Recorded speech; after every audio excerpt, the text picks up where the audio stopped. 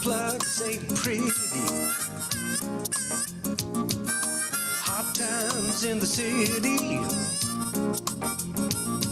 I'm feeling kinda bad.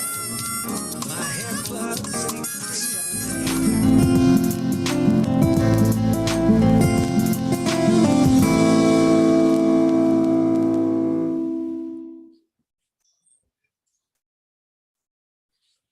Donald Trump knowingly sent an armed mob to the Capitol. That's one of the chilling accusations coming to us from tonight's January 6th committee. They held their 9th hearing. Thank you for joining us. The January 6th 9th televised hearing has just wrapped up. Tonight, the committee focused on the 187 minutes, more than 3 hours, where Donald Trump sat in the White House dining room watching Fox News's coverage of the Capitol riot while ignoring requests from his entire White House staff, beseeching him to order his supporters to vacate the Capitol. Instead, Donald Trump put a target on his own vice president's back by tweeting out, as the rioting continued, that Mike Pence was a coward who didn't have the courage to stand up for his country. That tweet is what prompted 2 witnesses to resign. Those 2 witnesses were Matthew Pottinger, who served as Deputy National Security Advisor to the president.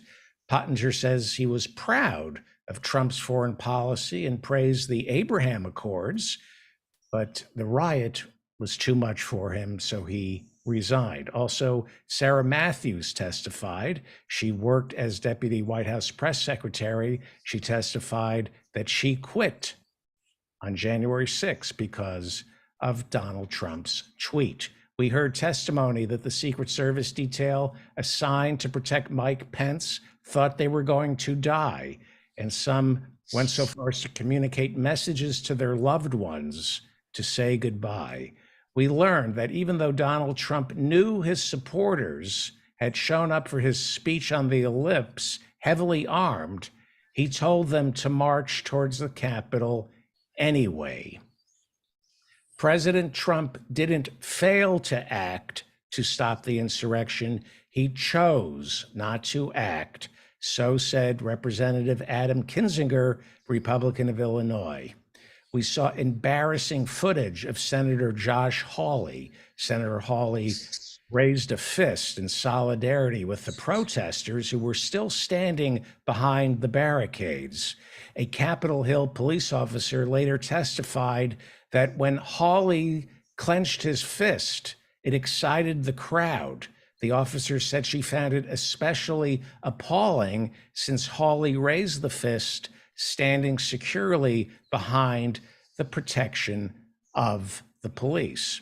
The committee then showed video of Hawley running for his life like a coward as the protesters swarmed through the Capitol. I have footage of the reaction inside the committee hall. This is how the audience reacted to video of Josh Hawley running like a coward.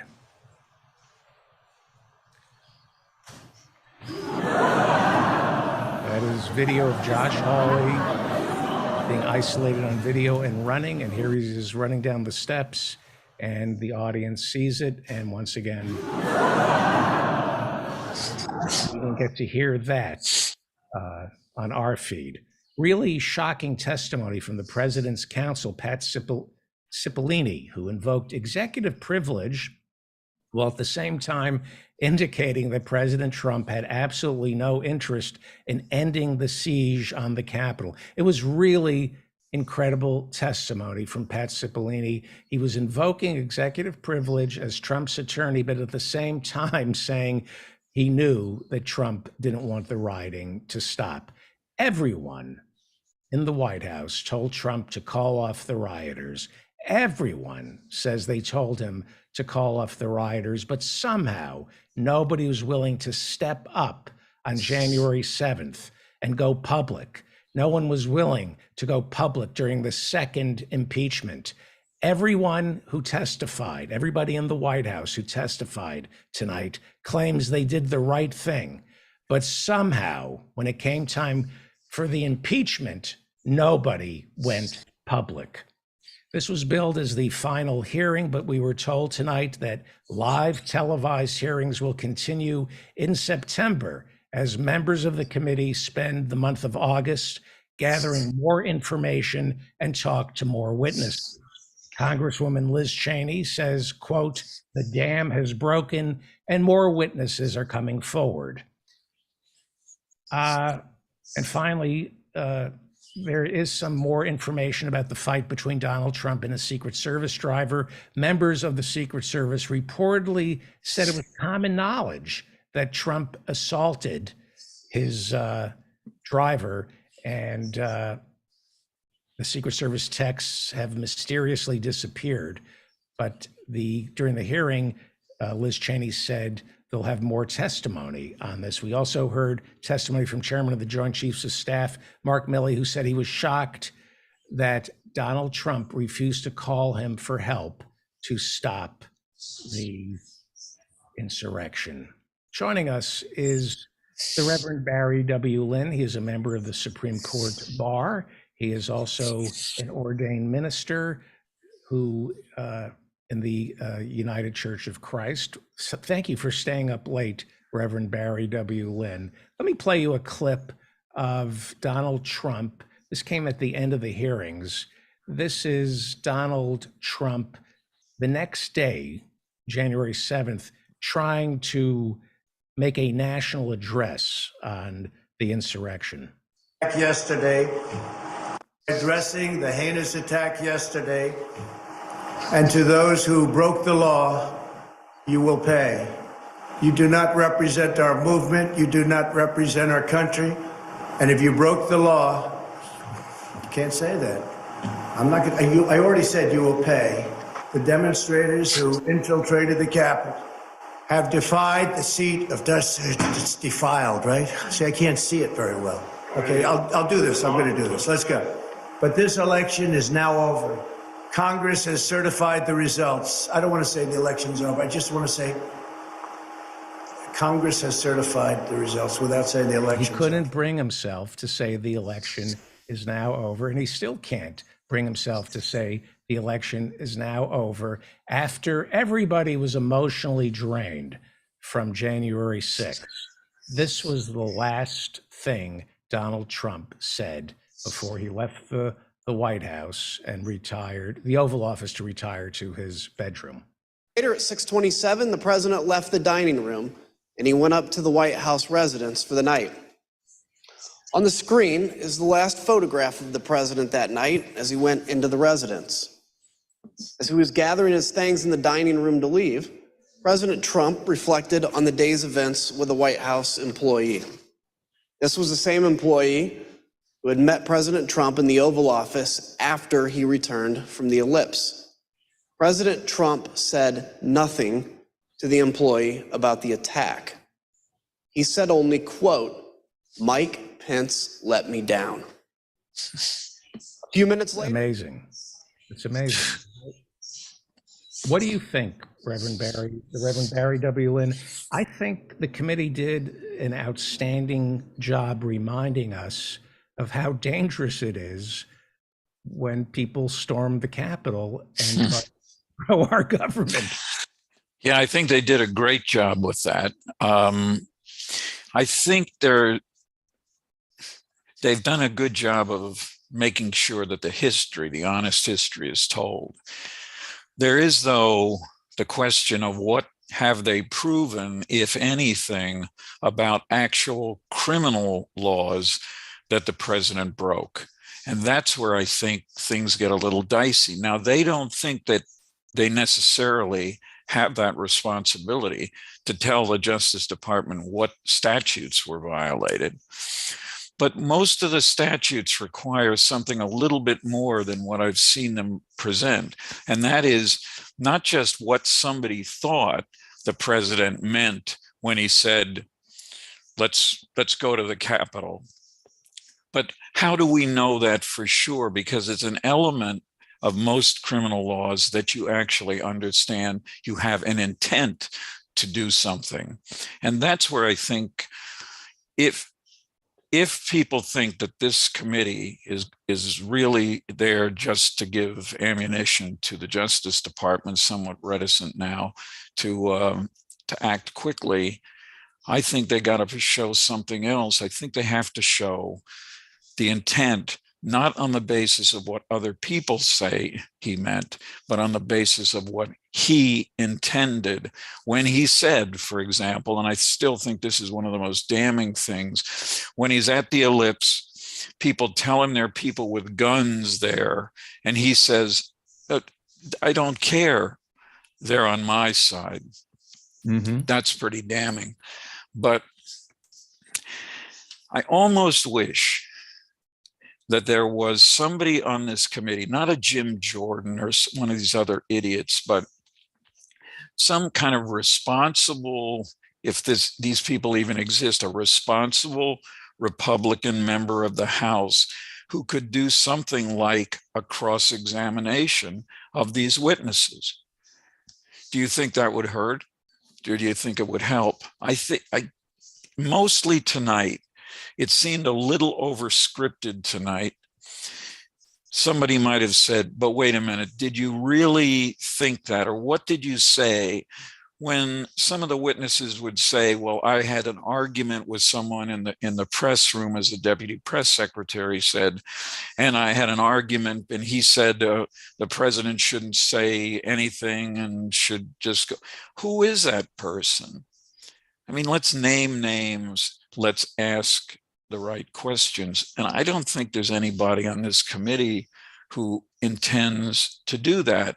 And it's not the fault of the committee. The fault is with, of course, Kevin McCarthy, who refused to allow any Republicans on the committee. And then, ended up with Kitzinger and Cheney because they insisted they wanted to be on this committee. Is there anybody other than Kinzinger and Cheney who could play that role, who questioned the witnesses? I don't think so. You can't get a Republican to vote to protect contraception. You can't get anybody to vote to protect marriage. So where are these vicious Republicans? Yes, except on the protect same-sex marriage, they did get 47, I think. Stefanik. Yeah. Yes, even people like Stefanik. Now, Stefanik, of course, is a Trump toady. We know that from the impeachment hearings. Harvard, but graduated from Harvard. Oh yes, excuse me, a Trump Harvard skunk. But anyway, yeah, I mean, she certainly has a tenacity to ask questions, and without quite the rudeness and that somebody like a Jim Jordan or a Louis Gohmert would bring to questioning. But this was the first night that I just thought, just so that it isn't clear that this is the only thing that is, this is the only thing that could be the interpretation of the words of Donald Trump.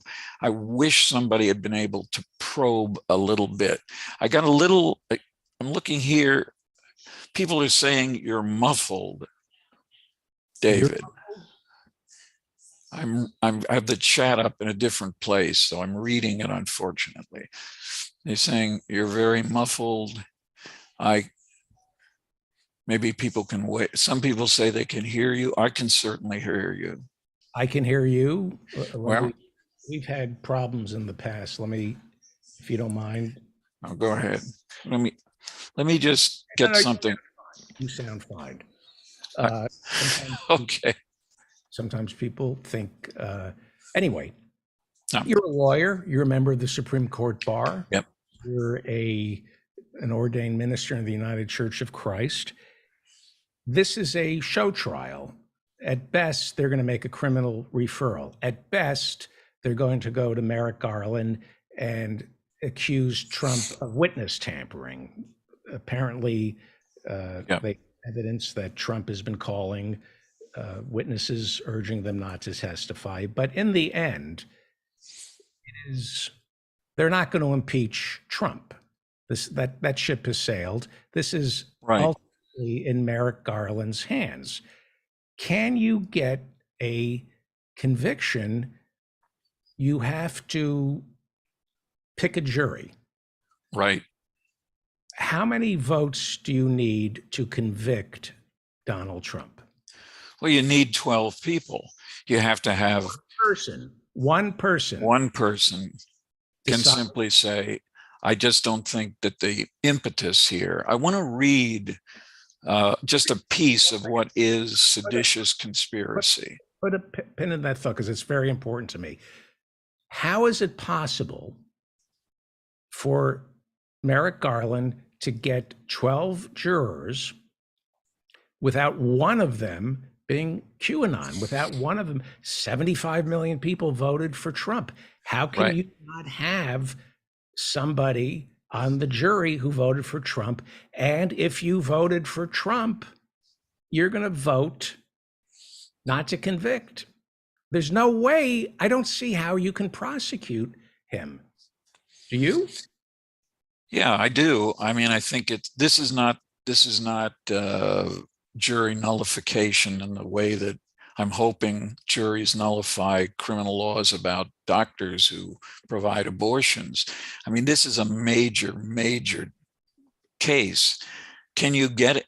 They would be from the District of Columbia, and this is a very democratic city, and not a pretty progressive city at that. I think you could get a jury.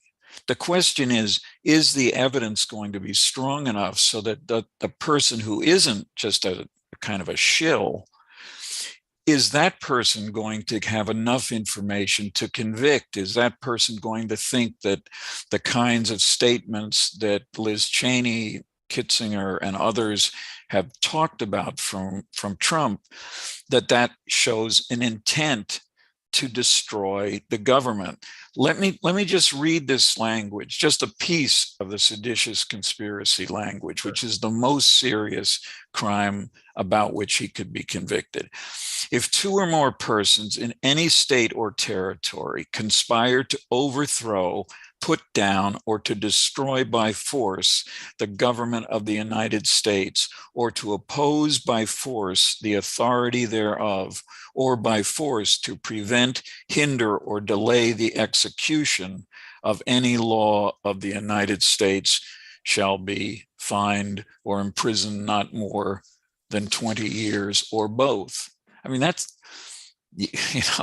you've got to show to a jury through evidence other than that that I've seen at any of these, that he actually did participate in that conspiracy and that he led it, because that's the only, I mean, that's what everybody says. And that's what I believe. I mean, don't get me wrong.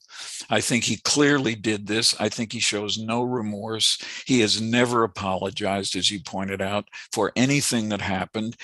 And what we're really left with at the end of tonight's hearing is some of the most stunning things were said in the last 20 minutes when they were playing these comments about the kind of messages that people were sending to him, the conduct that he had on the 7th, even on the 7th of January. And I think I was a little surprised that they didn't have more evidence about the connections or the possible connections between what was happening on January 5th and what happened on January 6th, because this helps to, there were lots of rumors about whether some of Trump's people were meeting with the Proud Boys and others that night before. And it was alluded to in some of the previous hearings, but I thought maybe they would actually get to the heart of that tonight, and they didn't. And maybe that's the kind of thing they're going to want to do in September. Well, let's go back to what Garland can try Trump on. You're a lawyer. Criminal conspiracy to overthrow the government. You just cited that. Right. Seditious conspiracy. What about causing harm to the police?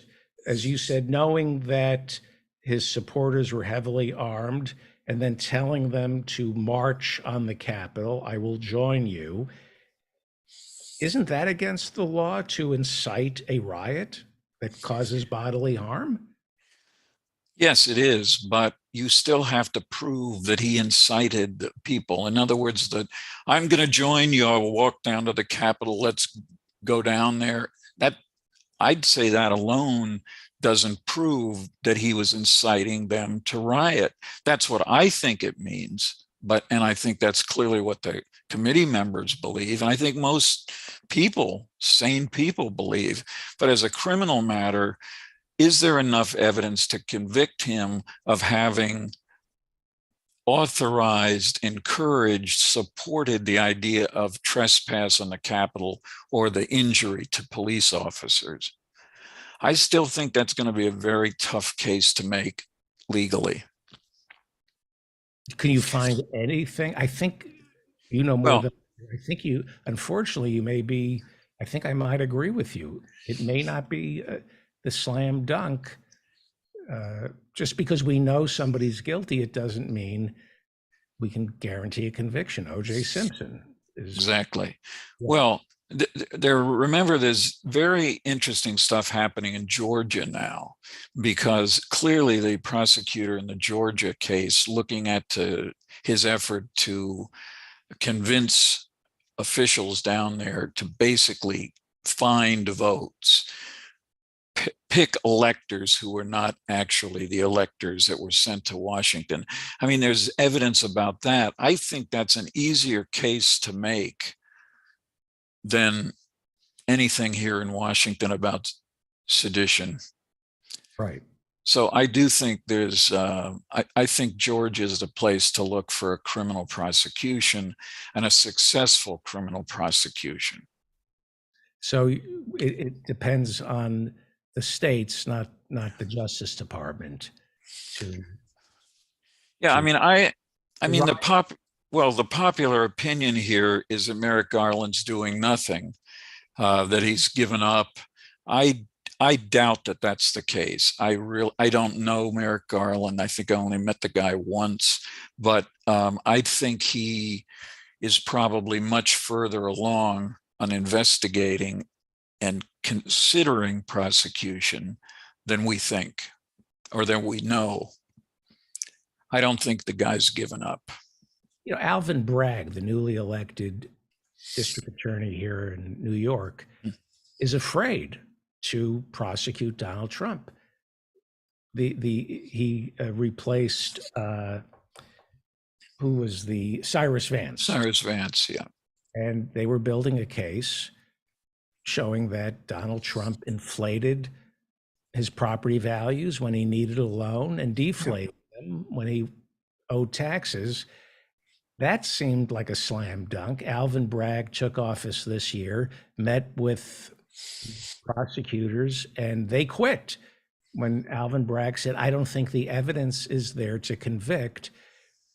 Alvin Bragg is chicken shit. He doesn't want to lose. He doesn't want to go up against Donald Trump because he's afraid he would be humiliated. This is about their egos, isn't it? This is Oh yeah, a lot of this, because remember, Bragg needs to stand for election again. If he loses a high-profile case like this, he's likely to leave his job, which he should. I mean, he should be willing to do that. But most of what's floating around in New York are civil penalties, not offenses. There's some where you might be able to go to jail, but if you want to see Donald Trump in jail, then you have to find a criminal statute. And certainly there are criminal violations going on in Georgia, and they continue. Nothing has stopped. They're continuing evidence. And then we have accounts just in the last 24 hours of his continuing effort to contact people in Wisconsin about trying to turn the legitimate electors into people who are illegitimate. I mean, that's another state where they ought to be looking at criminal prosecution of Right. Donald Trump. So So Georgia, Wisconsin, that's what I think, that's where I see the hope of more hope of a criminal prosecution than I do in the federal government. what about criminal negligence? I don't know if you remember the Astro World Festival, Travis Scott, rapper, Right, a concert. I think it was back in, October of last right. year. And, 10 people died because he was getting the audience revved up allegedly, and he was careless and reckless. I don't know if he's facing criminal charges. I know there's civil suits, but there was talk of charging him with criminal negligence. Well, if you can be charged for riling a crowd up at a concert, why can't you be charged for riling a crowd up uh, and then having them march to the Capitol and riot and injure and kill? It seems like there could be criminal negligence. And negligence it's a difficult thing to prove, because remember, so much of what was said, particularly by Adam Kinzinger tonight, he talks about what normal people would do. And I'm sure he's right. You don't spend 3 hours looking at watching television and not do anything when you had the capacity to do it. On the other hand, making terrible mistakes isn't necessarily a criminal matter. It's not necessarily the kind of utter abandonment of your oath of office. Violating your oath of office is not a crime. But was it a mistake, or was it? Well, it depends. First of all, you have to demonstrate that he actually didn't believe that he had won the election, that the whole thing is based on a fraudulent and knowing representation of what he thought. I mean, if he's just lying, including lying to himself, that could ironically become part of a defense. That's why when he says in that last tweet that was talked about tonight, that he starts out saying this was a stolen election. And of course, that's what led to a number of people deciding to leave the White House staff. But let's say he believed it. Let's say he said, I absolutely believe it. Rudy Giuliani, he told me I should believe it. I do believe it. I just have to say that to protect my integrity with my followers. Okay. It seems to me the committee did a pretty good job previously outlining how everybody in the White House told him he had lost. He had lost 50 trials to overturn the election. His White House, everybody said, you've lost. So he brought in outside counsel. He brought in Eastman. He brought in Giuliani. He brought in Sidney Powell. He brought in extrajudicial judges who had nothing to do with the White House to tell him what he wanted to hear. That's not criminal for a president to just keep bringing in, just keep trying to find people who will tell you what you want to hear, even though everybody White House told you lost? I don't think that that's enough to get a successful criminal prosecution for encouraging or being a part of a seditious conspiracy. I think the guy, if he ever gets to trial, which I think is a bit unlikely, but if he does get to trial and he says, I honestly believed it, and people kept telling me that they had more and more evidence. And yes, and then somebody said, but Mr. President, didn't people on your staff say that you had lost the election fair and square? Yes, they did, but I had a lot of other people I trusted who told me there were missing databases, there were all kinds of, all of Mike Lindell, Mr. Pillow nonsense, and I believed it. And that's why I said on January the 6th, I believe we had a stolen election. It's not a perfect defense, but if you're looking for that one person on the jury who just really wants to have it proven to her or to him that Trump knowingly lied, knowingly sent people to the Capitol, suspecting, at a minimum, suspecting that they would use the weapons that they had, which he knew they had, to harm people at the Capitol. I mean, you just need that one person. The committee was not particularly forgiving of the Trump lawyers, were they? Hirschman came across as a buffoon. Yeah. Talked about right after Trump told everybody to go home. We were emotionally drained. Yeah. We called it a day. And then they showed what exactly was going on over in the Capitol while everybody who was advising Trump was emotionally drained. Cipollone, is that how it's pronounced? Pat Cipollone, the White House Cipollone. Cipollone. Cipollone, yeah. Did not, in the end, come across as a patriot. It came across as though he didn't do enough to truly warn Meadows and Scalia's son. Right. Was labor secretary or commerce? Labor. Yeah. Yeah. I felt that I shouldn't resign because they needed me. Cipollone didn't resign because I can't imagine who he'd replace me with. These are not profiles in courage. These are ambitious men and women. Yep. It took a riot in the Capitol for them. That was the bridge too far. Everything else, the Muslim ban, that was fine, but this was too much for them. These are not good people. They should have come forward on January 7th and 8th and been willing to testify before the House Impeachment Committee. All of them. Absolutely. They kept their mouths shut. We forget that Donald Trump was impeached because of the insurrection. Where were they? They were nowhere.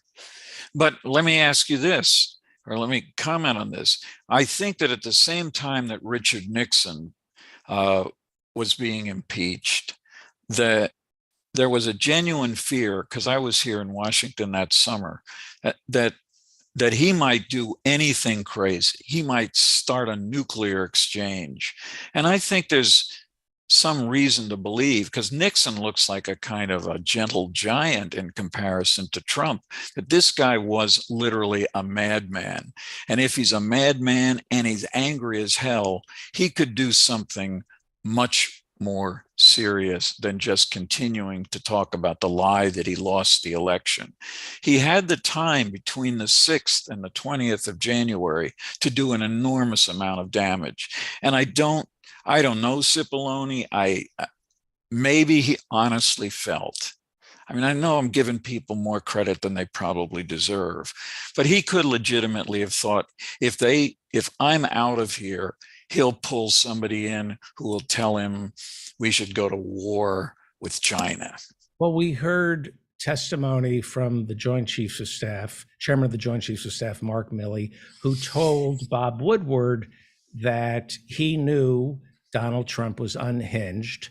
He assured Nancy Pelosi, Speaker Pelosi called the Chairman of the Joint Chiefs of Staff, and Mark Milley assured her, we're pretty much not going to obey any orders that come from this madman. He called, Mark Milley, the Chairman of the Joint Chiefs of Staff, called China to That's right.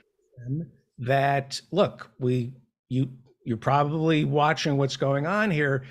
We're not going to war. We saw that the Secret Service, the driver, refused to take Donald Trump to the Capitol for the insurrection.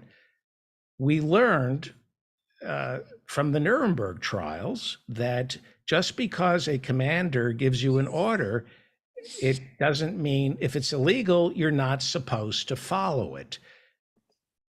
Some of the norms held. The Secret Service, they're not willing to admit this quite yet, but the Secret Service disobeyed an illegal order. The driver refused to take Trump from the ellipse to the Capitol to storm it with the insurrectionists. It was an illegal order, and the Secret Service did what you're supposed to do, disobey an illegal order. Mark Milley, the chairman of the Joint Chiefs of Right. Staff, assured China and Nancy Pelosi he was prepared to ignore an illegal order. So we got to give credit where credit's due, don't we? Sure we do. But I think the Nuremberg analogy may not be the right one here. I'm just trying to sort this through. When the president says in public, I'm going to join you, let's walk together, let's go together down to the Capitol, gets in his car, the Secret Service says, I'm not going to take you. Does he know, does the Secret Service agent in the car who's driving know why he's not supposed to take the president down to the Capitol? Well, they apparently the driver said we can't. It's not safe for you. We can't secure. the Yeah, air- but see, that's a lie. I mean, that's not why the Secret Service should not have taken him down.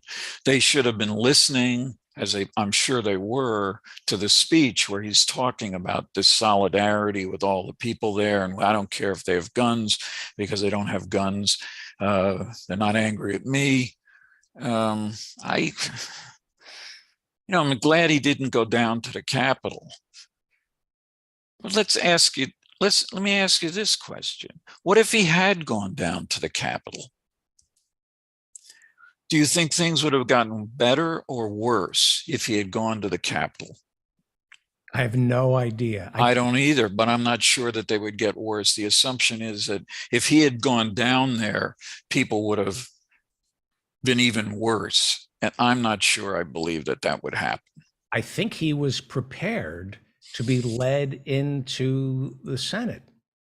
I think his plan was to be led into the Senate and stand there like Mussolini and intimidate Republicans into not certifying, intimidating Mike Pence. I have no idea how it would have played out. Oh, I'm still not certain they would have hanged Mike Pence. I they were carrying weapons, yeah. but they never fired them.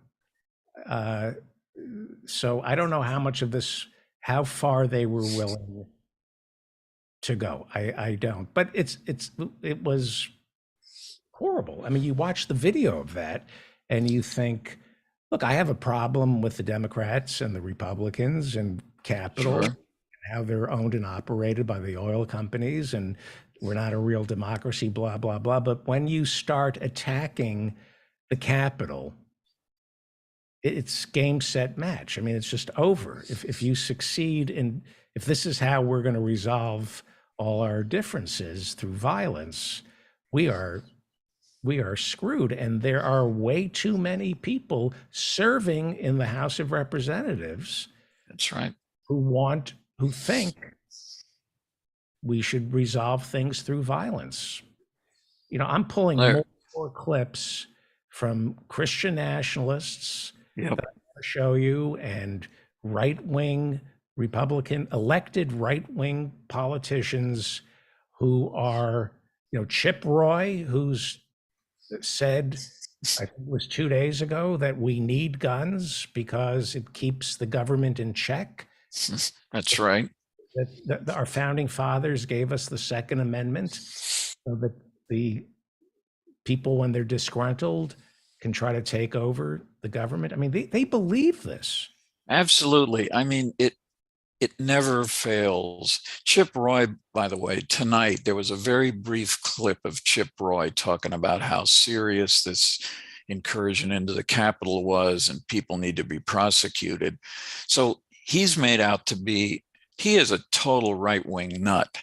But tonight, if you just looked at tonight's hearing, it's a Chip Roy, well, that guy from Texas, and he said Trump's responsible for this.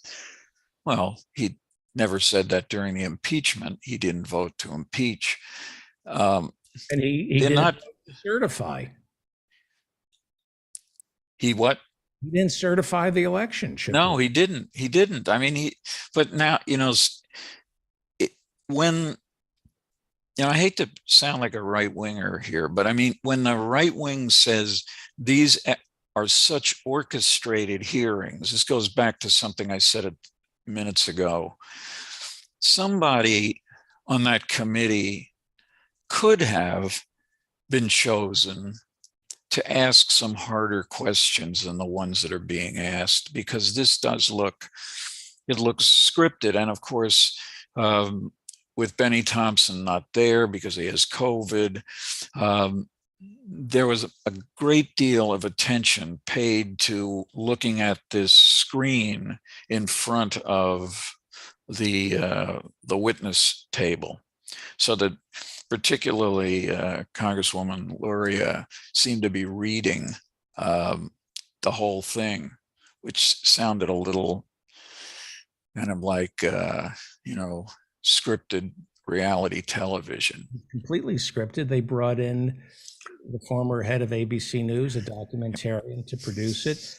Quite frankly, if you're going to do a primetime hearing, why not put on a show? Well, no, I mean, I think it's good. I think it's a great thing, but I do think that if you're trying to reach people in the middle, this appeared to be a little too scripted, just a little bit. All right. The big takeaway for you is what? I hope between now and September's hearings, they do find more people who can talk specifically about what they know Donald Trump intended by the comments that he made at the ellipse speech, and what was going through his mind when he started to say things and tweet things that were about peacefulness and stay peaceful and stay blah, blah, blah. I like to see more evidence of his thinking at the time. And maybe there's nobody out there that can say it, but I just can't believe that Ivanka Trump does not know what her father was saying, and that I just can't believe that she gave all that testimony and never really talked about what Dad was thinking when he gave that speech and said he was going to walk to the Capitol or go to the Capitol with the rioters. One final question. Watching the video, it's chilling. It is. And the Capitol Police were put in a horrible, horrible position. Do you find it incredulous that there aren't snipers with assault weapons who could order the Capitol Police to stand back and just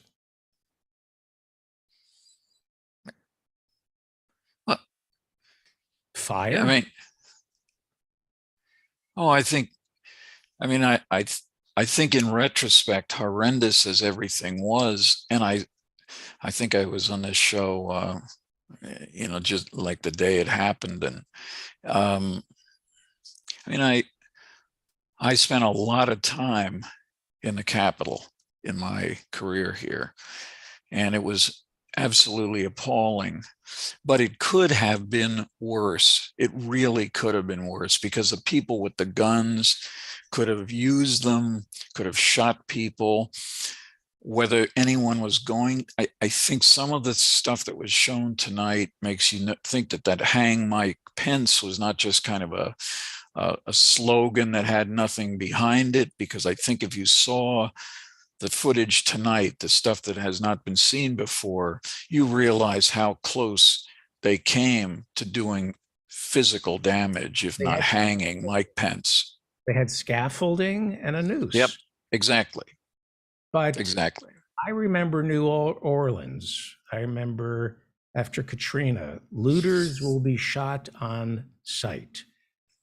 I don't know if it's legal for the police to shoot looters, but it's accepted that if you're looting during a riot, you will be shot. And we kind of accept that in America. I'm not so sure it's legal, but we accept it. We do. The Capitol was being looted. I'm curious who gave the order not to shoot? Who in the Capitol gave the order not to shoot? Or were they outgunned? And had it been, people of a different complexion storming the Capitol, how would that have gone? Oh, if there were people of color, that they would have been treated entirely differently. They would have been shot, because that's what police sometimes do. But the idea, tonight again, they showed some pictures of the people in the trees who appeared to have semi-automatic weapons. Where were they? I don't know if those people in the trees on the route from the ellipse to the Capitol, I don't know if anybody's tracked down. We must know who they are by now, tracked down who they were and whether they went into the Capitol. But I think most of these people, they're not that they're not incredibly dangerous, but a lot of them are cowards. They're not going to go in and do anything with the push behind them. We have thousands of people here. It's okay. Let's break a window. That's one thing. Let's storm through the halls of Congress. Let's sit in Nancy Pelosi's office. But it's a step beyond that to say, and if we see her, let's blow her away. And I don't think most of these people had the courage, if that's what you call it, to use those weapons once they entered the Capitol. Right, but we have to wrap it up. Okay. We do agree that had they been Black, people of color, Yep. different outcome. Had they been liberals or lefties, different outcome. Yes. As we know, earlier this week, when a certain television show's staff was found not to have committed a crime and that prosecution was not going to occur, the right-wing media that night was filled with assertions that people like the Colbert staff, they were Democrats, they were liberals, and they were not prosecuted. Look at what the prosecution is of the January 6 people, as if somebody with a cigar smoking puppet dog was the same as the people who broke the windows and sat in and stole stuff from Nancy Pelosi's office. So that's just a reprehensible comparison. And it's I found it unbelievable to look at right-wing media the night that the Colbert crew was not exonerated, but the discussion was, we're not going to prosecute. From what I've read, I think you're talking about the Colbert Nine. The Colbert Nine, yes, that's what I'm talking about. Nine, who working with Triumph the Incel Comic Dog, 9 people spent the night in jail. The Colbert Nine Yep. spent the night in jail. How many of the January 6 rioters spent the night in jail? Didn't they have to, weren't they allowed to pretty much leave and then they came for them later? That's how, but I don't remember. But I remember watching the sun go down and the riot being calmed down and thinking they're just letting these people go.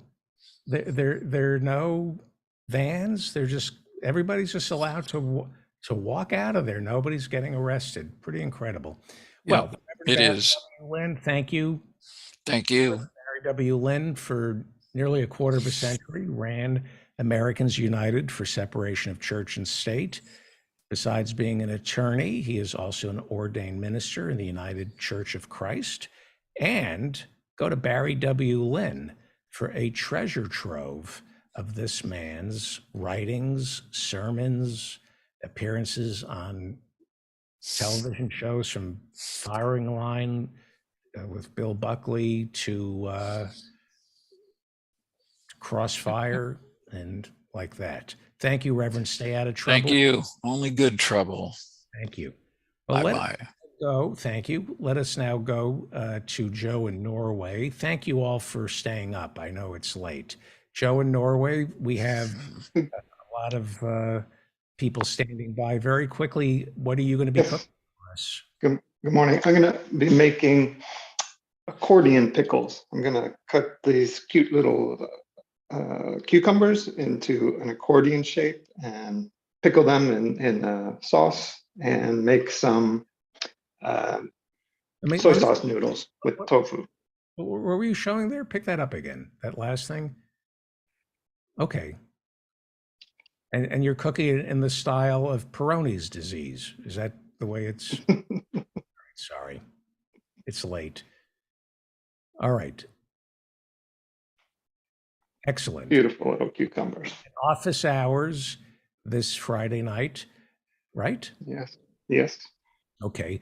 The professors in Marianne, and then I think Alan Minsky from the Progressive Democrats of America will be joining us, and then we'll take calls from people in our virtual studio audience. If you're watching us on YouTube, thank you. And you want to join us in the virtual studio audience, go to davidfeldmanshow.com and hit pay-per-view. Well, Professor Ann Lee, let me unmute you. Your thoughts on this evening? Well, it was fun. It was interesting TV, and I think it appealed to the vast middle who because it's in prime time, and a lot of people hadn't really heard about this. I find it amusing that Fox News didn't broadcast it tonight, even though it featured prominently. I think they went a little further and kind of, did a little aerial crane shot into the little dining room thing and had Fox News on the big TV. I thought that was cute. But I think that the reality is that this gets it out to people who haven't really been paying attention, and there are still a fair number of them, and hopefully it got to some of the people who really haven't been paying attention. But I agree, it's been very scripted. But then again, Benghazi was really scripted, so I don't see this as that problematic. What it does is create a lot of content that will still percolate and will percolate globally, and it'll sit there for the next 6 weeks or so until they start up again. And there's still a lot of stuff that needs to be revealed. I mean, we still don't know Roger Stone's role.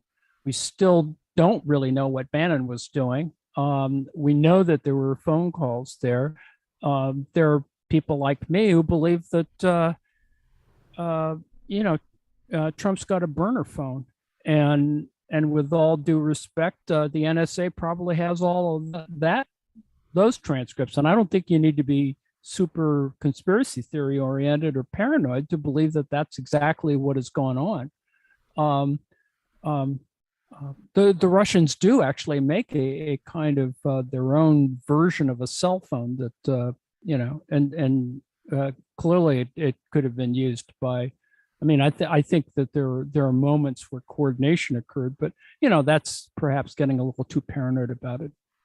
Needless to say, there were other conversations going on while Trump didn't just sit there watching TV. He was talking to folks. Right. And that is perhaps executive privilege. Is it possible that the Secret Service really can't find those text messages, or they're thinking? Hell no. I was listening to Malcolm Nance talk about that, and he said, Oh no, it's all in the cloud somewhere. There's stuff all over the place. Right. I think it's insane when you have an apparatus that says, we actually have a pretty good security apparatus, when we want it to work properly. And I would say that, somebody, whoever that is, has some stuff sitting around, and I think they're waiting. I think a lot of people are just waiting to see where all the stuff falls. And I think they need to save stuff. That's why we didn't see everything tonight. I think we'll see it if, Merrick Garland finally, gets it together. They've been working on it all the time. I'm sure they have. And I think that there's probably been other efforts. Garland has probably had to spend a lot of time just simply marginalizing all the Trumpists in the DOJ. I mean, after all, the Inspector General of DHS is a Trump appointee. That's why it's gotten a little screwed up relative to the deleted Secret Service stuff. So there's other facts not in evidence, as they say. Kevin McCarthy came across as a befuddled hypocrite who spoke out against Trump, was yelling at Trump, but then when it came time to actually do the patriotic thing, he chickened out. McConnell spoke out against Trump, but when it came time to impeach him for the insurrection, he bowed out. There's probably going to be a Mark Meadows indictment, right? That's probably tops on the DOJ's list, because that'll everything will unravel then. Right. He's low-hanging fruit, though, Mark Meadows. Seems pretty easy. Professor Jonathan Bick, your thoughts on tonight? Well, David, I'm glad it was on prime time, and I'm glad that people got to see it. But I think what the opportunity that has been missed here is that this should have been an indictment of the Republican Party, not just Trump. That they are focusing on Trump, and they're helping these people, these Republicans that did nothing for months and months, after this happened, they're helping to rehabilitate their image. And I don't think that should be the job of the Democrats. In fact, I would hope that the Democrats, unlike what Nancy Pelosi has said more than once, that we need the Republican Party. We do not need the Republican Party. We need another party that has some regard for the rule of law, for the idea that the power of the government, the legitimacy of the government flows from the consent of the governed, and that should mean something, that elections should mean something. And just because you don't like the results of it, you can't just overthrow it. So, I'm a little upset. And also, they should make a plea to say, we need to reform our government institutionally. We need to do something serious about the Electoral College, right? Because Trump would never have been president were it not for the Electoral College. So none of this would have been relevant. Bush would not have been president. 1 million Iraqis wouldn't be dead if it were not for the Electoral College. This is a bad institution. Never functioned the way that the authors of the Constitution thought it would function, intended it to function. And it is, destructive of democracy. Right. But we're not going to get rid of the Senate. We're not going to get rid of the Electoral College. Well, you know what, David? We have to say that we should. We shouldn't just say, oh, it's not going to happen, so let's forget about it. I'm sorry. If this doesn't prove that to you, if 1 million dead Iraqis doesn't show that, what are we doing here? Right. Well, it was the Supreme Court. It was Scalia's father who gave us. There was no doubt who won the election. if you counted the popular vote. It was the Electoral College, the existence of it, that handed it to the Supreme Court so they could say, stop counting the votes in a particular state. Right. Or a more realistic approach is the Democrats learn how to win elections. They learn how to communicate properly. Is it realistic in a system that is this slanted against democracy to say that the Democrats are going to win 60 plus seats in the Senate, that they're going to win the House, that they're going to be somehow able to reform the Supreme Court, which has a 6-3 extremist conservative majority because of the Electoral College? Is it realistic to say that that's how we're going to accomplish this? I don't think it is, with all due respect. Okay. I appreciate what you're saying. I'm not saying you're wrong, but I'm just saying that maybe if the Democrats worried about the Rust Belt and rural America, like progressives do, or at least used to, it wouldn't be systematically slanted in favor of the Republicans. Why is it slanted to begin with in the first place? It was slanted for an illegitimate reason to begin with. We've had over 200 years to change that. And it makes no sense to have a legislature that purposely distorts the will of the people based on geographic lines on a map. Why should people in North Dakota have more representation than someone living in California? It is inexcusable that we are defending that kind of an institution in the 21st century. Okay. One of the reasons, and then we'll go to Professor Marianne Cummings, one of the reasons North Dakota gets 2 senators is we had to lure them into the Union. And, you know, we when we ask territory to become state, they vote on it. Why would you become part of the Union if you were going to be outnumbered by the rich in New York, the more populous states in New England? Secondly, I got to say to that, everyone, no matter where they live in the country, should be represented equally. And to say, well, we're not going to join because we don't have more voice than our population warrants, then don't join the Union. Don't join something that isn't democratic. If that is not, if you feel you are entitled to have more of a say because you are rural and you have very few people, I'm sorry, then don't. New York is where Wall Street is. California is corrupt. Florida is corrupt. The best senators come out of Vermont, Maine, North Dakota. Where was McGovern from? North or South Dakota? Proxmire, the best progressives. Lafayette came out of Wisconsin. These states that are not heavily populated are freed up to give us great senators who are not beholden to the banks the way, New York doesn't produce great senators. California doesn't produce great progressive senators. It's these underpopulated, overrepresented states. Hubert Humphrey, Minnesota.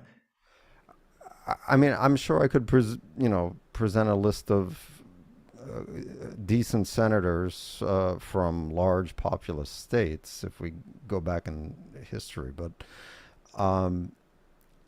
I don't find that a compelling reason to have another house of the legislature that is formed based on the way it is.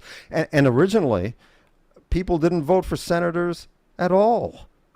Yeah. I mean, they should have taken that opportunity to say, you know what, the Senate is an advisory body. They can slow down legislation, but they can't stop it, and they can't amend it. They're just there, like like the House of Lords in the UK, to say maybe you should reconsider this, but to give it this much power.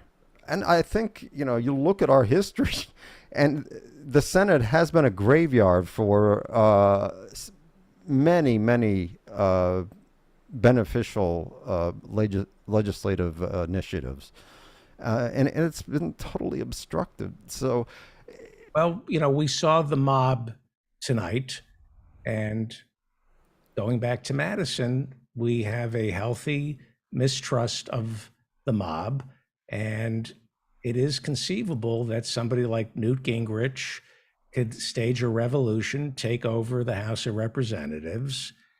It's good to have, I think, a Senate that tempers the mob. I also think that the Democrats shouldn't be asking for systemic changes in the Constitution. There should be systemic changes in the Democratic Party. There are two issues, rich and poor, period. The Republicans represent the rich. The Democrats have to represent the poor, otherwise, or the working class. Otherwise, they're of no value. If the Democrats represented the working class and the poor, they would win all 50 states. well, I'll just say that the Constitution produced a two-party system where two parties are both compromised by the rich. That's the reality of it. That's the history of it. It's flawed because we only have two parties. It's easier to control two parties than it is to control 5 or 6. I mean, we've learned a lot in the last 200 years about democracy, in political science studies, comparative politics studies, looking at different systems to know that the presidential system is not fit for purpose. Okay. Professor Marianne Cummings, you're an elected official. You're a particle physicist as well as Parks Commissioner of Aurora, Illinois. Let me ask you a political question. Because whether we like it or not, the midterms are a couple of months away. And it's going to be that season in 1 month. Am I wrong, or are the Democrats doing better? It seems to me these hearings are going to hive off more voters away from Trump and the Republican Party towards the Democrats, or convince Republicans to stay home for the midterms. These votes that Nancy is forcing on the Republicans, in the past 2 weeks, she's forced Republicans to vote on abortion, contraception, and same-sex marriage. She wouldn't force the vote on Medicare for all, which would actually help us. But politically speaking, that's pretty smart, isn't it? Oh, politically speaking, I think it was the Supreme Court that handed the Democrats a gift for the November elections. Now, if that's going to be enough, I don't know. But, the Democrats don't really have much to show for, the last 18 months.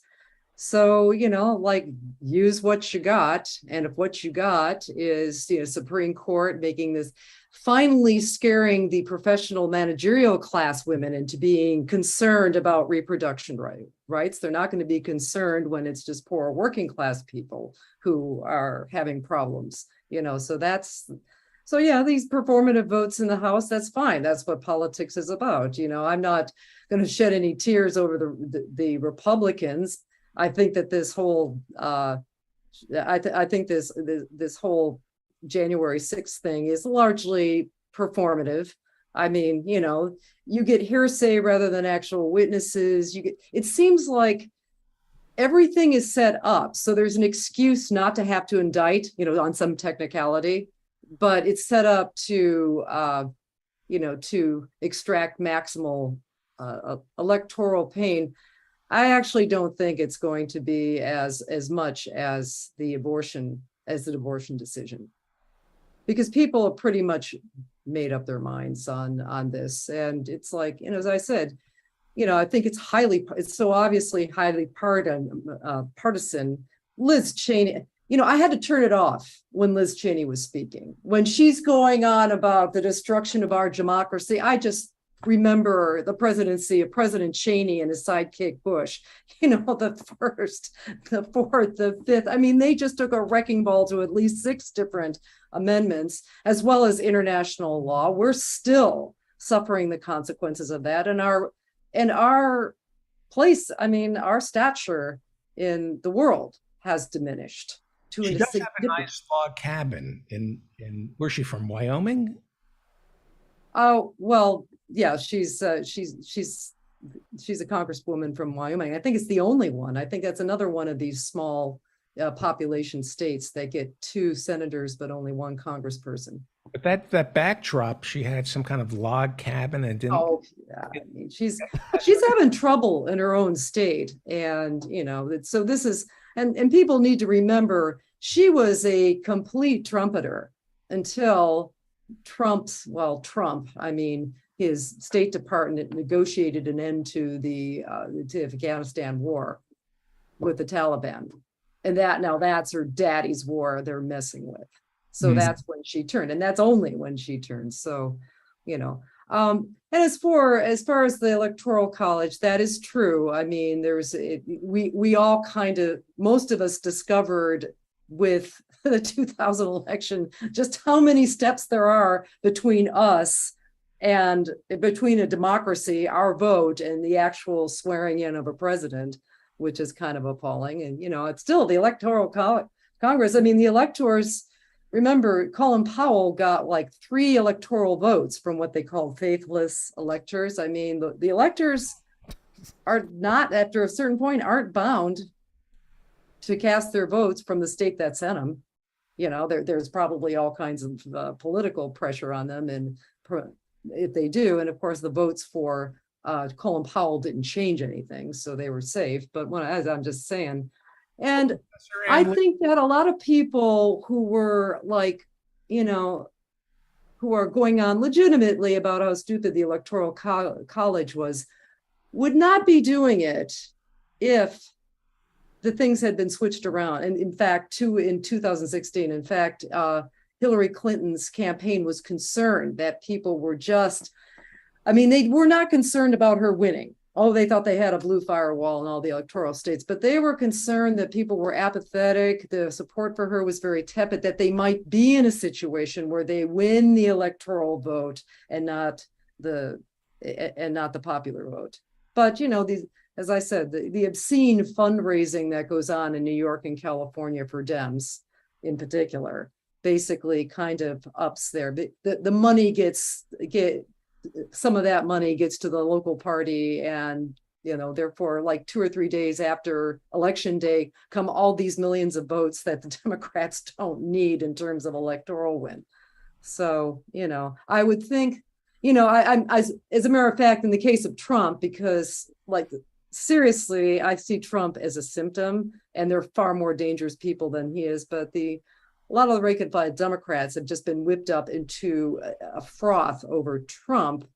I could almost guarantee that if Hillary had won the way Trump had won, there'd be a lot of people that would be praising the foresight of of the founding fathers for foreseeing, a madman like Trump, being effectively defeated by the Electoral College. But that did not happen, largely because Hillary was just stupid and arrogant and clueless.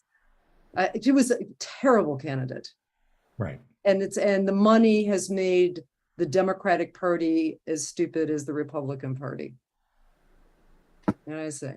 So Joe Manchin and Susan Collins, the 2 of the worst senators in the history of the Senate, have put together a piece of legislation that will modernize the Electoral Count Act of 1887. It will specify that the vice president is ceremonial. He has no power to reject electors. The bill would make it harder for the House to object to a slate of electors. It will make it clearer how the transfer of power is supposed to go between Election Day and the inauguration.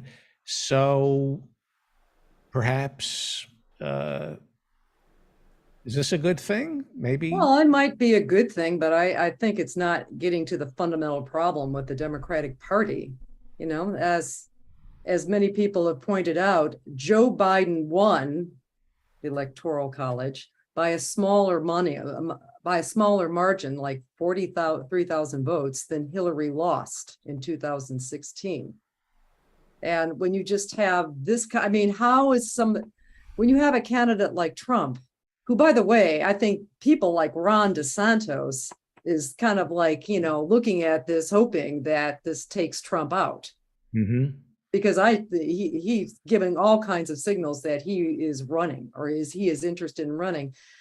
That might be hard for him to do if Trump is there kind of taking up all the oxygen. And Trump is, I mean, look, he just pulverized all those other Republicans on stage with him in a couple of the early debates. You know, it's like, I think DeSantis would love for this. And I think somebody earlier, I think it was you, David, that said that, look, or no, it was John that said that we might be doing the dirty work for Mitch McConnell and Ron DeSantis, the work they don't want to do. Mitch McConnell does not want to be openly confronting Trump because he hates him, but they want their voters.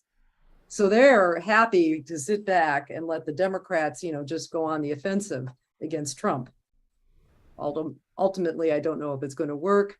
I honestly think that if anything can salvage the Dems, it will most likely have been the overturn of Roe v. Wade. Professor Ann Lee, are you optimistic for the Democrats? I mean, nobody's optimistic for policy, but in terms of staving off a Republican landslide for November? Well, I think they really stepped into it with the abortion. I think abortion, had there not been this Supreme Court foolishness, I think, yeah, we would have been in trouble. I don't think they're in trouble now. I think it's going to be, the majority could even increase a little bit. And with luck, we get a nice filibuster-proof Senate. I mean, the luck will be, you know, because the GOP has some really crappy candidates that, you know, I mean, what is it?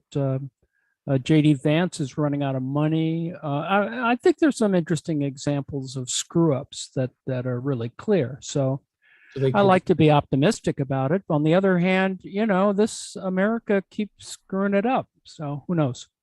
Right. Before you go, thank you for staying up late tonight. What was the most memorable moment for you during the hearings? We'll go around the blooper reel. That's that little clip there is the 2024 ad for the Democrats against Trump. I mean, I just use that. It alone is, you know, negates all of his other foolishness. I mean, the entire stolen, you know, I don't want to talk about that. You know, it's pretty obvious what he was doing. I mean, to me, that just needs a lot more framing for the next couple of days. Professor Jonathan Bick, do you have any admiration for Trump's refusal to back down even the next day, to see all the havoc he wrought, and he still, I mean, there is something almost, well, it's pathological, he's insane, but there is something, he just will not, you cannot defeat this man. Even if you defeat him, you can't defeat him. Well, the quality of fighting for what you believe in, I mean, I guess he believes in himself, is something that the Democrats, could learn from. So I guess in that way, limited way, I would say that's admirable. But no, I don't see that as a good thing. I see Trump as someone who does not care what damage he does to the political system, what damage he does to the country. He wants his way, and he doesn't want to be a loser. His father said there are two types of people in the world: losers and winners.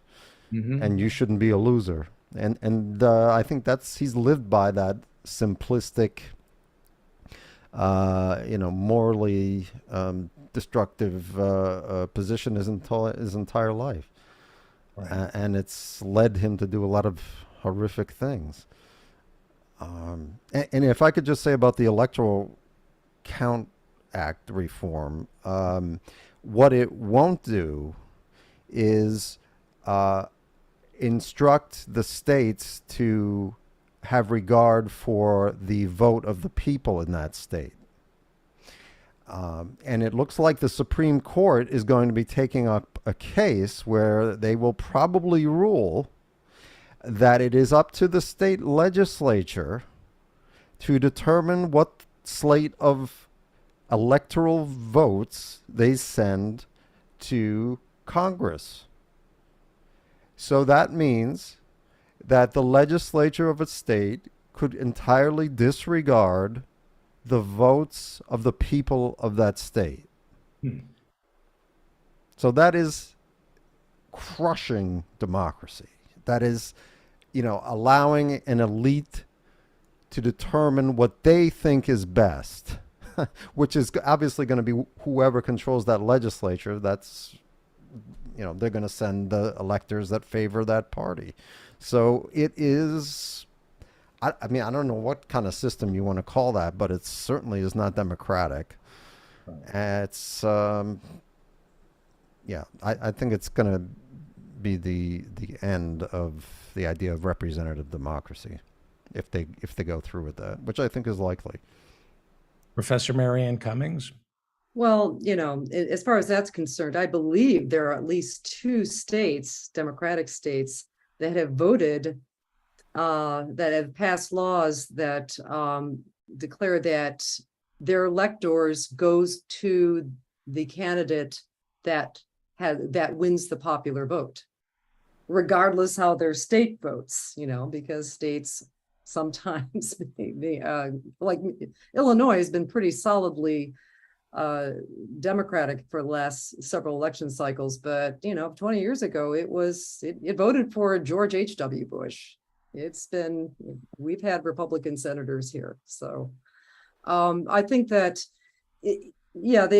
we should have a careful consideration of the Constitution. I mean, there's the Constitution, there's a lot in the Constitution that needs to be reconsidered in the light of the 21st century and the invention of electricity and, the franchise given to people of color and women and all that kind of people who are not landowners and so on and so forth. But I think that's actually fairly secondary to just the fact that we've had the Democratic Party has been the enabler of the Republican Party. The Democratic Party has allowed, and I think this was Bill Clinton, was shifting the Democratic Party to the right. And that had the effect of not bringing the two parties together. That had the effect of shifting the Republican Party even further right, because Bill was taking up I used to even say that I thought Bill Clinton was like probably the best Republican president since Theodore Roosevelt. But I think that dynamic and the money has basically allowed the Democrat to cut ties with the working class and to be, sort of pursuing that moneyed managerial class that was traditionally the purview of Republicans, except for a few northern states.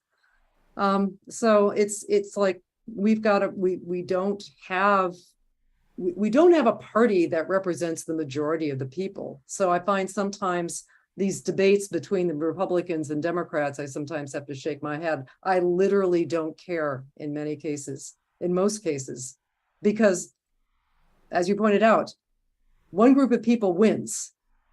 Regardless of which party has their president or their Congress, there's one group of people that always wins, the top 1%. It's the common donors to both parties. So I think the only thing that can do this right now, we want to get there quickly, and we got to get there quickly because the planet is melting, is disruption.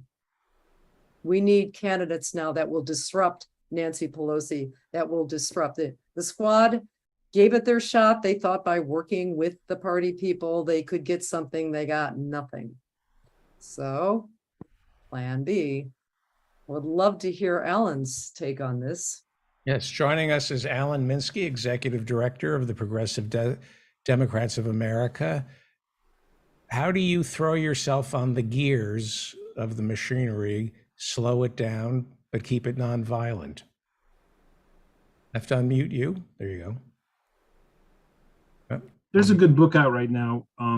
I get his last name wrong. It's either Greg or Gary Girdle, or well, someone can look it up. The Rise and Fall of Neoliberalism. Right.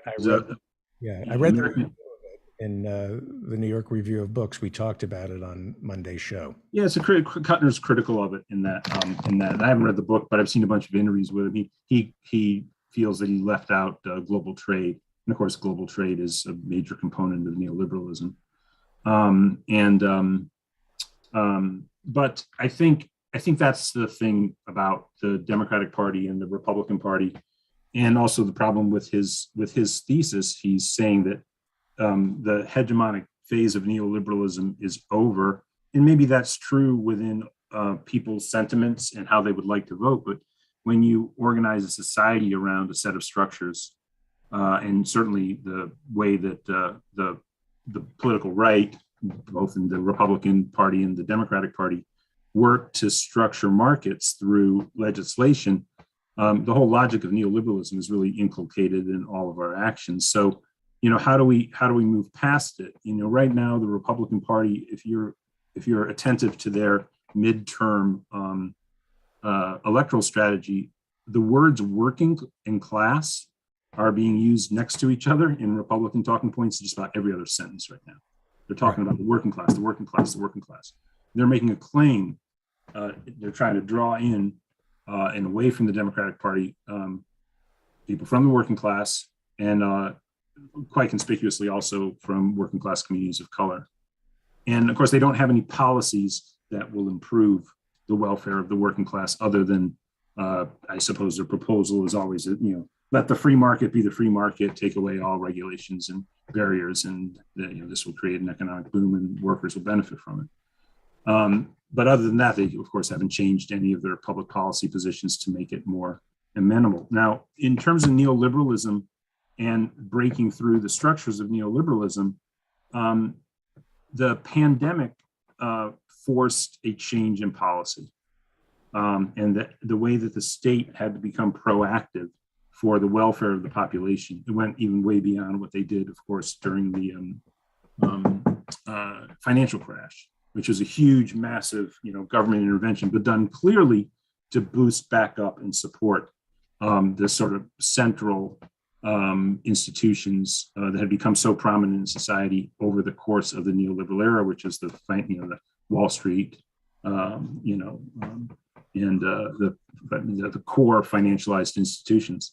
And so where we are right now, I do think that what happened with Build Back Better was, again, you could see it in terms of that general theory of moving away from neoliberalism.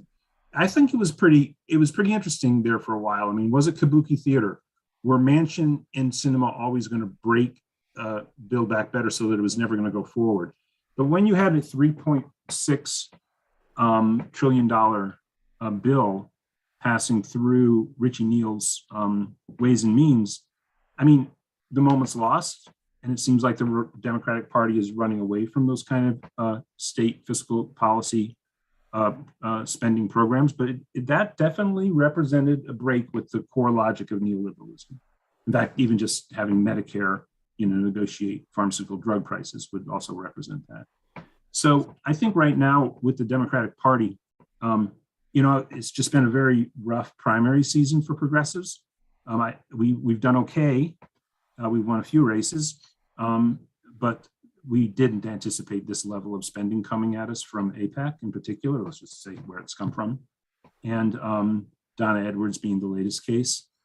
And now, hopefully they won't take the defeat of Donna Edwards and now really throw down and try to knock out Cori Bush, Rashida, and Ilhan. Because if we lose any of those three, I think it would be a big blow to our movement and the effort to try to use electoral politics at the federal level to break with neoliberalism, because the squad are sacred victories inside the House of Representatives. So okay, so the hearing tonight, how does this relate to it all? The way the Democrats have to run in the general, so we get past the primary season, and hopefully, they're stupid as fuck if they take out Rashida, Cori, or Ilhan, because the people that I work with, our base of progressives, they're gonna be like, fuck this shit.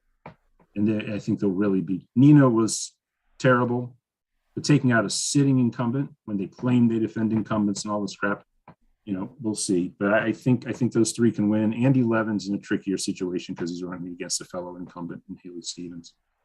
But we're hopefully gonna sense that Rashida and Cori and Rashida are on August 2nd.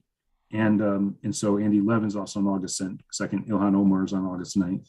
There are also a bunch of other interesting races on those 2 days coming up. But to get back to the hearings, when we get past the primary season, what I think we'll do at PDA, and I've just written this, and it's going to come out soon in coordination with the folks at Roots Action. And so our general election strategy is to be like, okay, Joe Biden, you have to get the 52 senators. You can't get anything done unless you get the 52 senators. This is not even on breaking with neoliberalism. This is just defending people's human and civil rights. So you can codify Roe v. Wade, and we don't have to worry about this Manchin and Collins bill. If you get 52 votes, you pass the John Lewis Voting Rights Act and you pass the For the People Act, right? So you protect democracy. Those two bills. Hang on. How do you do that with just 52 votes in the Senate?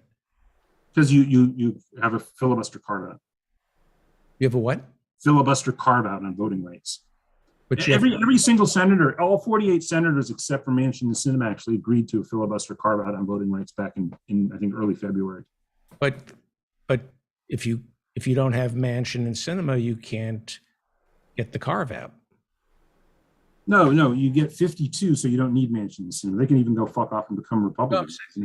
Are there 52 votes in the Senate to create the carve out?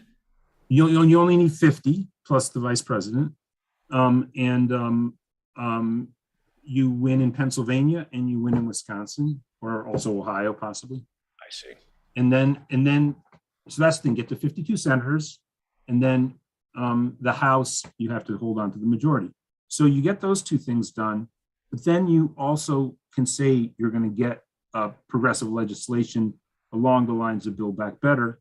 I think even from where we were 2 years ago, or whatever that was, a year and a half ago, when it was originally introduced, it'll probably be a little adjusted for the moment. I think the major adjustment now, and this is where we can start pulling the Democratic Party away from neoliberalism and towards the progressive agenda, is we come up with an industrial policy. And how do we contend with inflation, right? Of course, there's things like a windfall profits tax, clearly, again, doesn't really fit into neoliberalism. It's very popular with people. You don't contend, the way they're contending with it now, though, will lead to electoral disaster. So unfortunately, Ann, I can't say that I fully agree with what Ann Lee said about, it does seem right now that the Democrats are doing better. The polls show that who you vote for in the House, a Democrat or a Republican, the national poll, the Democrats are back ahead. And that's because of after Roe. But Roe will motivate people, but inflation being constant between now and election day will motivate people in the other direction. If Biden acts the way he's acted towards everything, which is to be completely ineffectual, right? Right now we have a situation, on the international stage, people are like, there's Putin, and like, oh, we got Biden, He's no show of strength or anything. Doesn't really impress people that he's, a dynamic and strong figure. And then in the Senate, Joe Manchin is just sort of running circles around him. So he's got to step up and perform better. He's got to make people believe that these policies can do something for them. Because right now, people are going to blame him for the Fed, and the Fed's actions are going to hurt working people. And so How do you fight inflation without relying on a recession? How do you do it? Well, okay. Why is there inflation? There's inflation because supply and demand is out of sync, and there's a dearth of commodities that people want to buy, so they can charge more for them. And that's there's some price gouging, but it's also between the higher cost of energy, which is of course is accounted for in every commodity, right? The higher cost of energy is self-inflicted. But between that and the supply chain problems, there's it's hard to tell how much price gouging and how real it is, but there's clearly been a disruption to the way commodities have just been made available. Also, there's a huge grain problem, and very bad harvest, and then Ukraine exacerbated that. There's actually, there's famine in the world in a way there wasn't a year ago or 2 years ago. So, and that's going to be felt, in the cost of food. And so you got to address it in ways that bring supply back into they're not out of whack. And that does include, and I think this would be a big winning hand if he can pull this off, is to emphasize industrial policy and manufacturing policy, so that and the public is very open to that right now, because they understand that the United States and the supply problems, because things are so internationalized.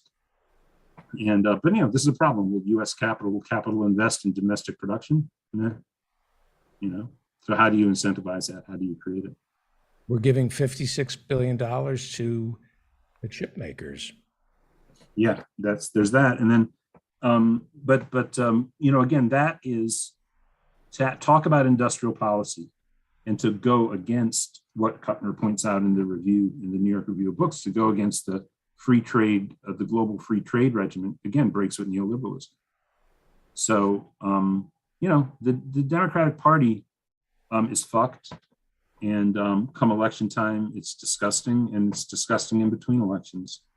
But it's not as bad as it was during the core Clinton and Obama years right now.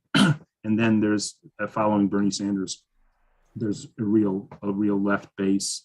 And also the young people, if you want to hold on to young people in the Democratic Party, so we have to try to make the case that, out the door of their careers, Chuck Schumer and Nancy Pelosi can look back on their careers and know that they had politics that fit an era that we're now moving past.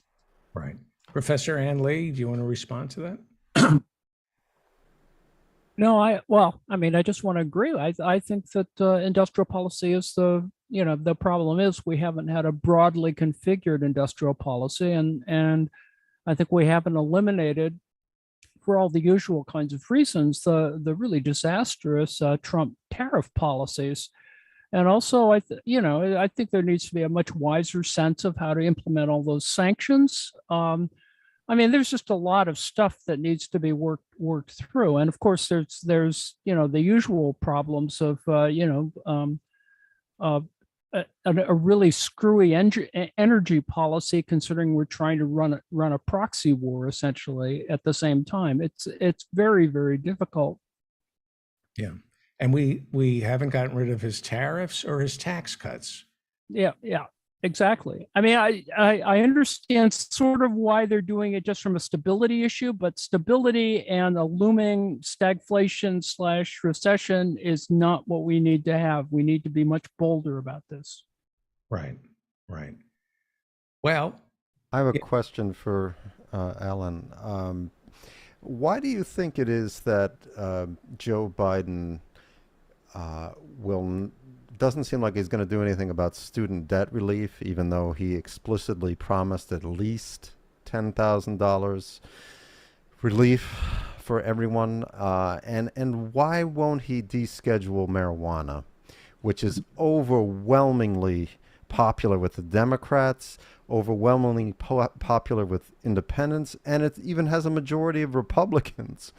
What, and those two things are particularly appealing to young people and ways to energize the base of the Democratic Party. What is the, do you have an explanation? Well, we PDA convened what's called the Cancel Student Debt Campaign, and we brought together the debt collective with a group called Freedom to Prosper, which does a lot of research on the subject. And we only included organizations that were for full universal student debt cancellation. And this was back before the 2020 election cycle. And people forget Bernie did not support student debt cancellation in 2016, but we were able to get him to do it for 2020, and that lifted the issue a lot.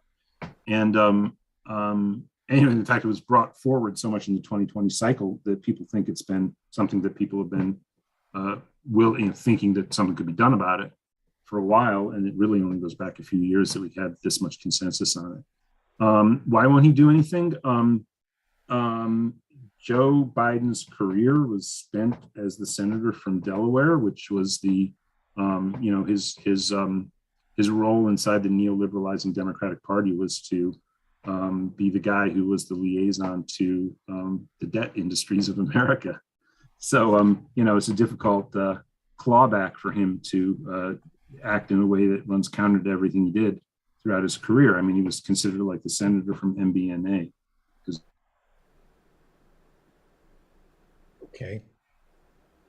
Let's wrap it up. It's late. Thank you, Professor Ann Lee. Read Professor Ann Lee over at the Daily Kos. Her handle is Annie Lee. Professor Jonathan Bick, we will see you, I hope, Friday night for office hours, where you teach The Twilight Zone as well as Star Trek. And I appreciate your, I liked your fire tonight. Thank you. Especially since it was late. It was good. It was like wasabi and horseradish combined. So thank you. When it comes to democracy, David, I feel strongly about it. I love that. And it cleared the cobwebs out of my soul. And Professor Marianne Cummings, follow her on Twitter at RazorGirl. And we'll see you tomorrow. Let's go. I think, did we say goodbye to Alan Minsky? We said goodbye to Alan Minsky. Let's go to Joe in Norway. What do you got there? By the way, before you show us the food, what kind of heat wave are you people having in Norway? I'm actually pretending that it's summer. That's why I made these dishes to imagine that it's not 50 degrees here. For the past month, it's been rainy and 10 degrees C. So I'm a desert rat, so I'm a little out of my elements here. So tell us about the food, and then we'll wrap up the show. Sure. So what I made was a cold noodle salad with julienne paprikas, and I grilled the tofu and a little bit of soy sauce.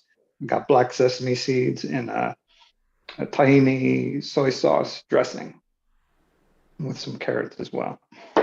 This one is really fun. With my life, what am I?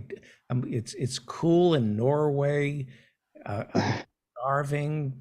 The food isn't fresh here in New York City. You've got, what is that? So this is a cucumber that I accordionized. So I cut it on both sides laterally, and it turns into a kind of accordion shape. And then if you break it into bite-sized pieces, they're just fun to chew on. They give you more surface area of crunch, which is what you're looking for in your pickles. So this is just a quick pickle of rice vinegar, garlic, sesame seed, and scallion. You can put sesame oil, chili, whatever you like. It's really fun technique. Fantastic. And we'll see you at office hours. Alan Yes. Minsky, thank you, Joe in Norway. We lost you, Alan Minsky. Sorry about that. My connection dropped. We're wrapping up. Yeah, no, thank you. Great conversation. And by the way, Ann Lee, great observations and from everybody too. So thank you, David. Thank you. Read her over at as Annie Lee over at the Daily Kos. Everybody should donate to the Progressive Democrats of America. And thank you, Alan Minsky. Let's go to Mexico, where Rodrigo is standing by. Hello, Rodrigo. Hi, David. I don't know if Alan is still around. I had a question for him. Okay, Alan, we have a question from Go ahead. Rodrigo. Yep. I'm hoping to recruit you to intervene in the self-inflicted wound of Nomiki running against Kristen Gonzalez.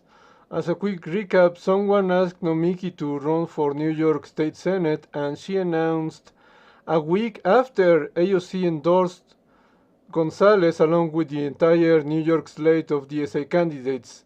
It's possible that Nomiki can win and Gonzalez can't, but it's highly unlikely considering the New York Democrats gerrymandered her district to include more white people. Is the reason Nomiki now lives in Kristen Gonzalez's district. I won't go into the drama and the meltdowns from leftists, but I will point out that Nomiki has a plan to economically recover from the pandemic months, probably years before it's actually over. Yeah, I do know Nomiki and I know the situation and I think it's unfortunate. I think, I know that the districts got reset. I think like the next day she announced she was jumping into the race. And, I think this is something that the left, as we become more mature, and this is going to be obviously hopefully a lesson learned. I know that maybe it won't be learned this time, but we do have to get an awareness out, particularly in New York City, where DSA is doing a really great job of building a bench for the left and running candidates in local races that, sort of activists we need to really sort of impress upon people that you check with, organizations like DSA, you find out who's in the race, and progressives splitting the vote and then allowing moderates to win is something we have to find a way to not have happen. So this is a pretty bad example of it. I don't know Nomiki well enough to be the person to do that. I do know somebody who knows her very well. I don't want to put him on the spot by mentioning his name. And of course, I know the whole apparatus in New York, and I do like Nomiki and the work she does on so many fronts. But I agree with you, Rodrigo. I think she sort of jumped into something where a lot of infrastructure was put in place to support the DSA-backed candidate, and I hope that she can find it in herself to unify the progressives and drop out of the race. But I don't know her well enough to I think what was unfortunate about it, Rodrigo, though I do have to say this, is when she did jump in, and I don't know her very well, but I can only imagine she sort of found herself like under attack in a very aggressive way right away. And I think that's probably not the best way to negotiate these kind of things. Of course, I'm not in any way blaming you, but it was very evident on Twitter that people said some very untoward things. And I thought that was unfortunate because I can only imagine she might have dug her heels in because of that. But I certainly would hope that she could jump out of the race and support the candidate with the grassroots infrastructure of support.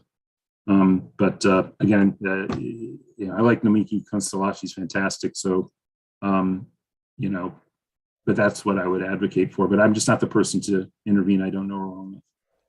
Thanks. I like her too. I've been asking Harvey J.K. to bring her on to talk about the inner workings of the Democratic Party. Thanks. Thank you, Rodrigo. And thank you, everybody. I'm off. Thanks. I had prepared something else, but I wanted to tell you about credit cards in Mexico. The previous president is widely acknowledged to be little more than a wife-beating, closeted homosexual who will be remembered for that and not for anything he did as a president. But one of the things he did was allow banks to do whatever they wanted with credit cards, but also Which Mexican president? Peña Nieto, the previous one. Okay. He made it into law that they should offer at least every bank one cheap debit card and one cheap credit card with no frills, no bells and whistles, with minimum interest rates. And you have to know about this and ask about the cheap card to get one, but they exist and people use them. The current Mexican president took the Army Bank, renamed it to Banco del Bienestar, Bank of Well-being, if only because it's not a welfare bank, and is using it as part of his self-aggrandizing campaign. But you can still open a bank account there and the fees are ridiculously low. That in comparison to the horrors you were describing in your opening. And regarding the January 6th hearings, I mentioned before, I believe, the white privilege of people who showed up to the Capitol because they thought they were entitled to taking over their own government by violence, but they also threw public tantrums when they discovered they were on no-fly lists. Something else worth remarking on is that the Democrats and the never-Trumper Republicans are trying to organize the hearings as if it was a reality TV event, hoping this will get more people to watch. This is the fate of the free world, and everyone has just accepted that the last chance for people to realize the truth is to treat it as reality TV. Thank you. Thank you. Great job, Rodrigo. Here's a list of the top lobbyists in Washington, D.C. They come out every quarter to release what they're spending. These are the top spenders in the past quarter. Chamber of Commerce spent about $16 million last quarter. National Association of Realtors, $15 million. The Pharmaceutical Research and Manufacturers of America spent $6.3 million. I'm bringing this up because Congress comes pretty cheap. I mean, you can buy votes for a couple of $1 million. The American Chemistry Council, $5.8 million. AT&T spends about $6 million in the past quarter, so that's about $20 million a year on lobbying. I mean, that's not, they're not spending a lot of money to buy Congress. Facebook spends $5.5 million last quarter, so that's about $20 million a year to own Congress. Amazon buys Congress for $5 million last quarter, $20 million. That's all Amazon has to spend, $20 million in 1 year to get Congress, to get all those government contracts. Just the American Hospital Association, $4.6 million. Pfizer, $3.4 million. So what is that? About $12 million a year to make billions from Washington, D.C. Lockheed Martin only spends $3.4 million last quarter to get all those contracts. They just have to spend about $13 million a year. Boy, our Congress, they really are cheap whores. They come cheap. You can get them for cheap. Well, that's our show. I want to thank all our guests and thank you for staying up late for our recap of the hearings. Thank you to Ben Burgess, Professor Ben Burgess. Read his new piece over at the Daily Beast. Why the hell isn't Joe Biden ending the federal war on cannabis? Thank you, Ben Burgess. Listen to his podcast, Give Them an Argument. Thank you to Dr. Philip Hirschenfeld, Ethan Hirschenfeld. Go stream Thug Thug Jew, his special right now.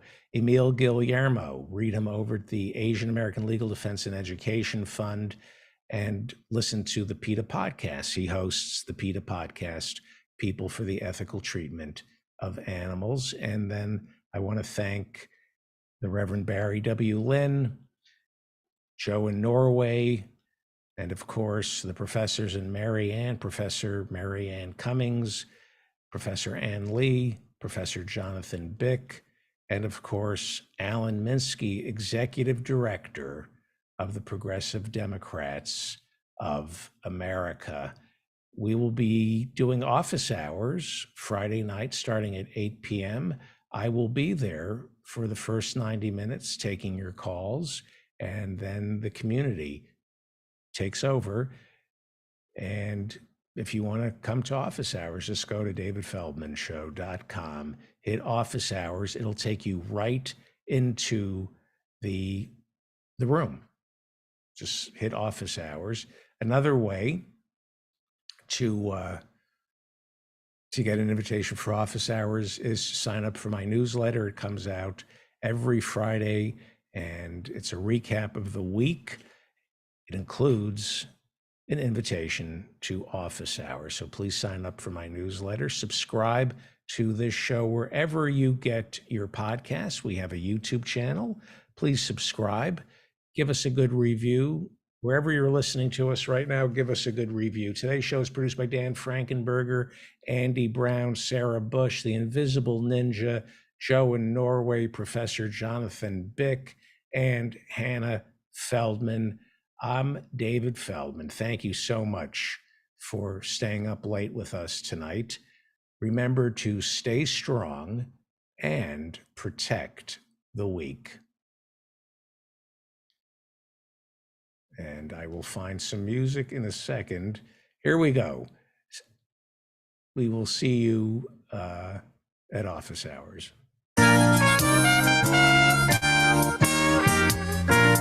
I'm on my way to be a billionaire.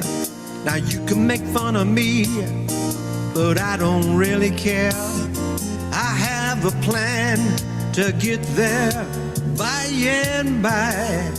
As long as I stay healthy and I never die.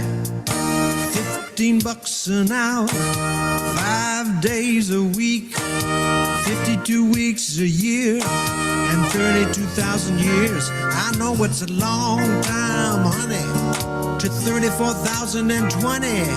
But when I get there, babe, I'm gonna be in the money. I'm on my way to be a billionaire. Now you can make fun of me, but I don't really care.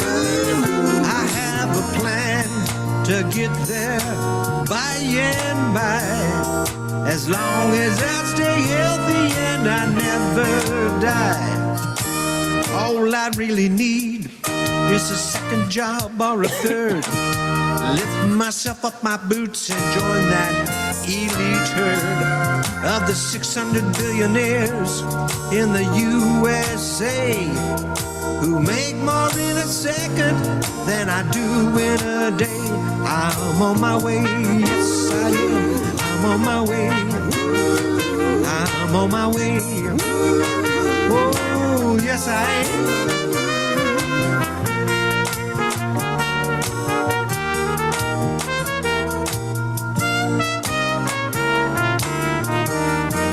I'm on my way to be a billionaire. Now you can make fun of me, but I don't really care. I have a plan to get there, yes I do, by and by. As long as I stay healthy and I never die. As long as I stay healthy and I never die. As long as I stay healthy and I never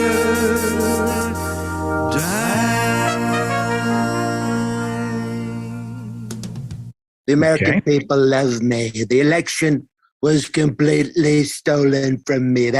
So that makes me the 45th and the 46th president, David.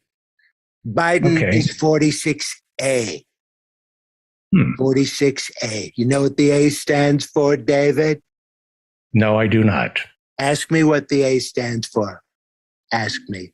Okay. What does the A stand for, Mr. President? The A stands for a stolen election, David.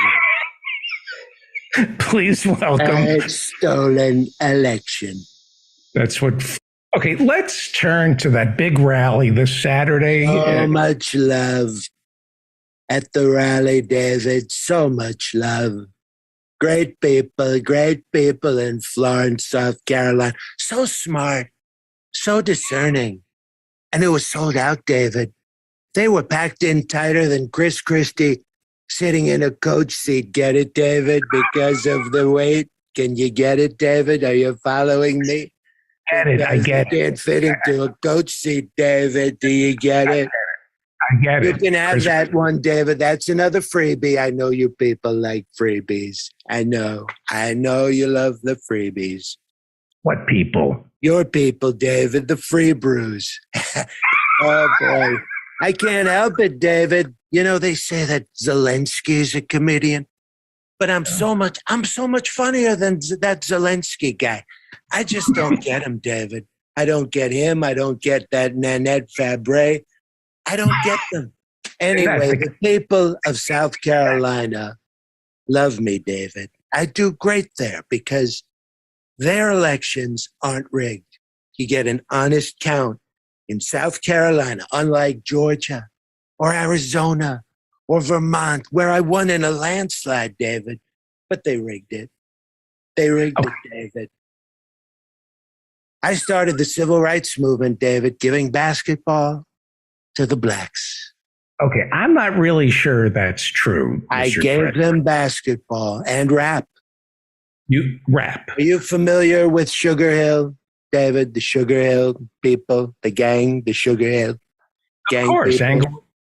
Englewood, New Jersey, the Sugar Hill Gang invented rap. David, not even close, David. I invented rap. I gave the blacks basketball, and I didn't just give them rap. I invented it, David. You invented rap. The freestyle stuff, you know. David, Wonder Mike, Master G, Big Bank, Hank, they used to do work for my father, and they saw me sitting in the office, and there was a nephew on my mom's side who worked for us, and he was slow, David. Can you say that word now, slow? I think you can say slow. Well, let's just say he had a bad stutter and a stammer. He had a stutter and a stammer. You couldn't understand what the hell he was saying. His name was Lonnie. So naturally, I called him Lonnie. Get it, David? Because he had a stutter. So instead of calling him Lonnie like boring people would, I called him Lonnie. It's a nickname, David. Okay, I don't understand what this has to do with you inventing I rap. gave rap to the blacks, David. Okay, you told me that. I don't understand. invented rap, David, and I gave it to the blacks. I'd go Lanny, and the blacks started making records. Go back and forth, one by one, two by two. I mean, Back scratching. and forth, they would go wicka, wicka, wicka, wicka. Scratching, yes. We used to call it, he's scratching. We used to call it Lannying. Then the white man didn't like that, David. He made it his own and he changed it to scratching. But believe me, David, it was Lannying. And it made my father smile, David. It made my father smile. My father rarely smiled. Great man, but I made him smile. I was the only one who could make my father smile by making fun of his wife's stuttering nephew, Lonnie. And that's how I invented rap, making fun of a stuttering and stammering nephew of my wife. Of your mother, a little Freudian slip there. Of my mother, sorry. A Freudian, yeah, same thing. Yeah. You know, wife, mother, daughter, all the same. Yes, I invented rap, David. I invented rap. I gave it to the blacks.